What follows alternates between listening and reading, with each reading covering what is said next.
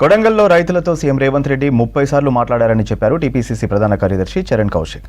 అసలు రైతులతో ముఖ్యమంత్రి మాట్లాడలేదని కేటీఆర్ అసత్యపు ప్రచారం చేస్తున్నారని అన్నారు. లగచర్లలో గ్రీన్ ఫార్మా ఏర్పాటు చేస్తున్నారని, కేటీఆర్ ప్రజలను తప్పుదోవ పట్టిస్తున్నారని ఆగ్రహం వ్యక్తం చేశారు. అక్కడ కేవలం ఇండస్ట్రియల్ పార్కు మాత్రమే ఏర్పాటు చేస్తున్నట్టు చెప్పారు చరణ్ కౌశిక్.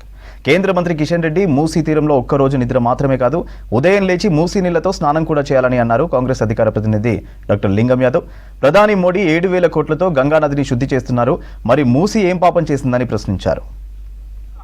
లగచర్ల రైతుల మీద థర్డ్కి ప్రయోగించని చెప్పేసి అనవసరంగా కేటీఆర్ గారు తెలంగాణ రాష్ట్ర ప్రజలను తప్పుదో పట్టించే ప్రయత్నం వారు చేస్తూ ఉన్నారు. 2014 నుంచి 2013 వరకు 2023 వరకు అధికారులు ఉన్నప్పుడు మిర్చి రైతులకు బేడీలు వేసింది బీఆర్ఎస్ పార్టీ.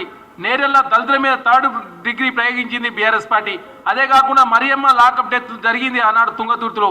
అదే కాకుండా కేటీఆర్ గారు రాష్ట్ర వ్యాప్తంగా గిరిజనులను రెచ్చగొట్టే ప్రయత్నం కూడా టీఆర్ఎస్ పార్టీ చేస్తూ అనవసరంగా రేవంత్ రెడ్డి గారి కుటుంబాన్ని, అదేవిధంగా తిరుపతి రెడ్డి గారిని, అదే కాకుండా వారి అల్లుడికి ఇస్తారని చెప్పేసి ప్రజలను తప్పుదో పండించే ప్రయత్నం బీఆర్ఎస్ పార్టీ చేస్తూ ఉంది. ఇక్కడ ఏర్పాటు చేసేది ఓన్లీ ఇండస్ట్రియల్ పార్క్ మాత్రమే.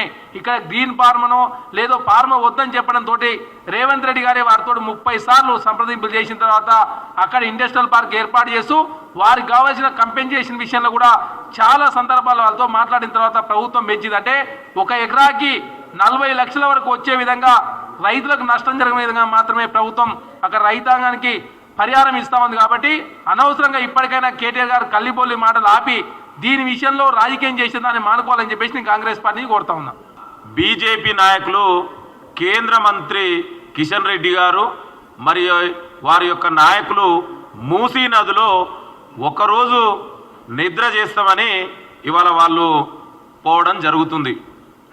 నేను కిషన్ రెడ్డి గారిని సూటిగా ప్రశ్నిస్తున్నా, అయ్యా కిషన్ రెడ్డి గారు, మీరు అక్కడ ఒకరోజు నిద్రే కాదు, మార్నింగు మీరు లేవగానే అదే మూసీ నదిలో స్నానాలు కూడా చేయాలని మేము డిమాండ్ చేస్తూ ఉన్నాం.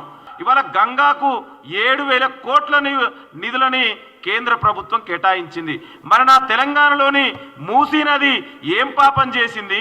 మరి మీకు చేతనైతే దమ్ము ఉంటే కేంద్ర ప్రభుత్వంతో కొట్లాడి నా మూసీ నదికి కూడా 7,000 కోట్ల రూపాయలను తీసుకొచ్చే దమ్ము మీకుందా అని నేను కిషన్ రెడ్డిని ప్రశ్నిస్తున్నా.